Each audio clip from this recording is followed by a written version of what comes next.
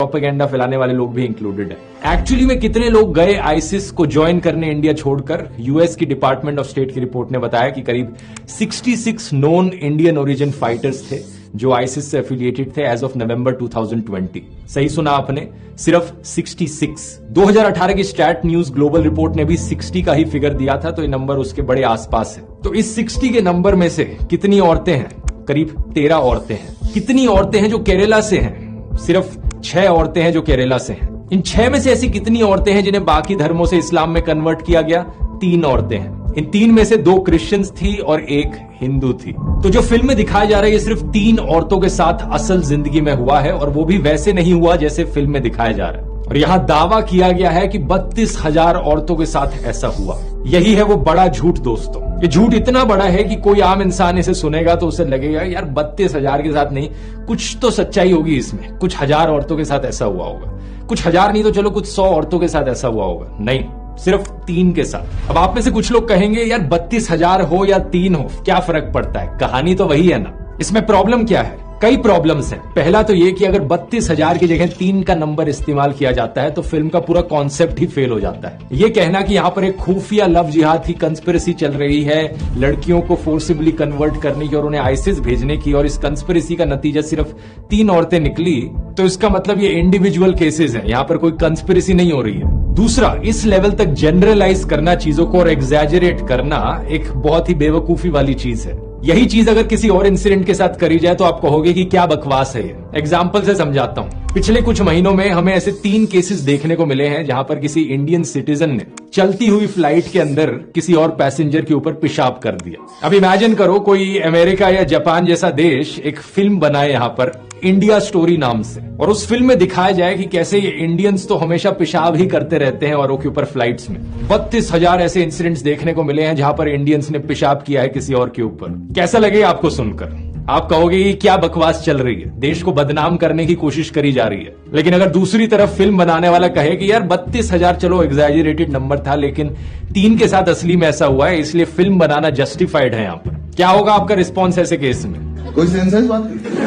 इसी तरीके से दोस्तों 3 लोगों के इंडिविजुअल केसेस को लेकर पूरी केरला स्टेट को बदनाम किया जा रहा है। इस चीज को लेकर जब फिल्म के डायरेक्टर से सवाल किया गया, पूछा गया कि भाई सोर्स क्या है आपके इस नंबर का, तो वो सवालों से भागते रहे। ऑल्ट न्यूज से बात करते वक्त उन्होंने कहा कि जब फिल्म रिलीज हो जाएगी तब मैं अपना डेटा बताऊंगा कि किस डेटा के आधार पर मैंने 32,000 बोला था। द क्विंट को इन्होंने कहा कि ऐसे सवाल पूछने से कोई फर्क नहीं पड़ता, इट इज वेरी क्लिशेड। जब फिल्म की स्क्रीनिंग हुई जेएनयू में तो इन्होंने कहा कि 32,000 वाला नंबर एक आर्बिट्ररी नंबर था, और जब बात कोर्ट में पहुंची तो इन्होंने फिल्म के डिस्क्रिप्शन से 32,000 वाला नंबर ही हटा दिया और 3 नंबर डाल दिया। सच बात तो यह है दोस्तों कि इन 3 औरतों की ये कहानी भी सुनाने लायक है, अगर ये कहानी सुनाई जाती बिना झूठ और प्रोपेगेंडा के।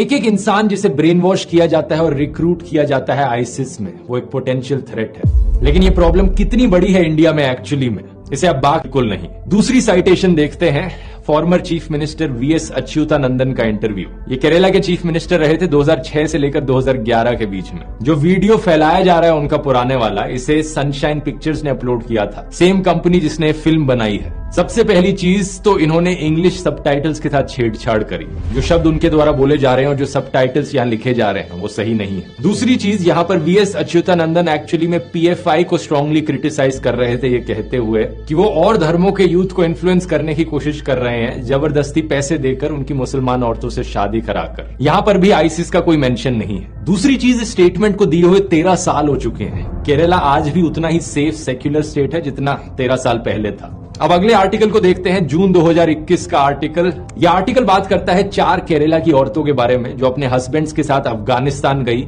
Islamic state of Khorasan province join करने 2016 से 18 के बीच में। इनके हस्बैंड्स अलग अलग हमलों में मारे गए। इनके नाम है निमिशा आलियास फातिमा ईसा, Sonia Sebastian आलियास Ayesha, marine Jacob आलियास Maryam और रफीला।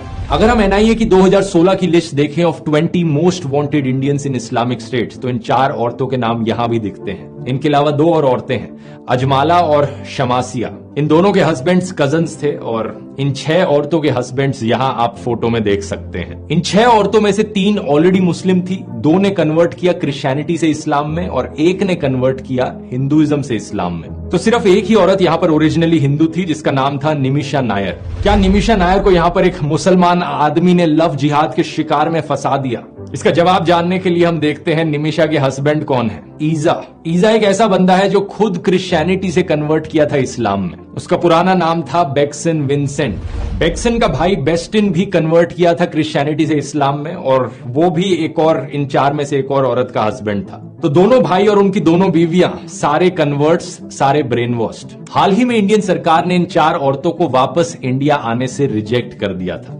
इनमें से 3 के video interviews Nimisha, Sonia Sebastian और रफीला के आप YouTube पर ऑनलाइन देख सकते हो। YouTube channel straight news global पर 2020 में इन्होंने इंटरव्यू दिया था और वहां आप असली में देख सकते हो कि औरतें दिखने में कैसी थी, बात करने में कैसी थी और कैसा इनका बिहेवियर था। When there was a Khilafah, when I was a Maman, I was happy at that time. So I can never say that Khilafah was wrong. What I did was wrong. That I can't say it because I had a comfortable life there.